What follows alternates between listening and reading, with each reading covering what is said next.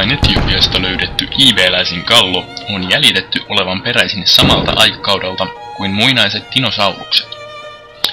Samanikäinen on myös IB-läisen kaivertama taulu. Cogito ergo sum. Ajattelen, siis olen. Jo dinosaurusten aikaan IB-läiset olivat kehittäneet latinan kielen, jota käytetään yhä tänäänkin. Nämä löydöt ovat innostaneet paleontologeja ympäri maailmaa. Joo, päivää vaan.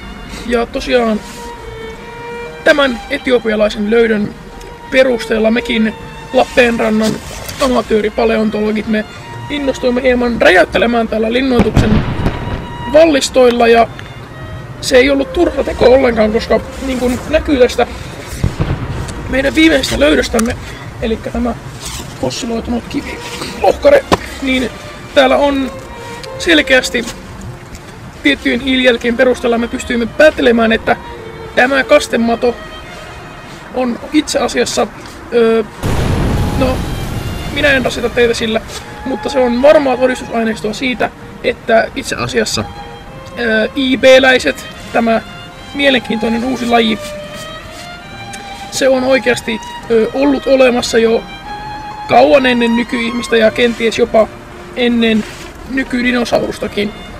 Oliko teillä lupaa tähän räjäytykseen? Ai mitä? Lupa?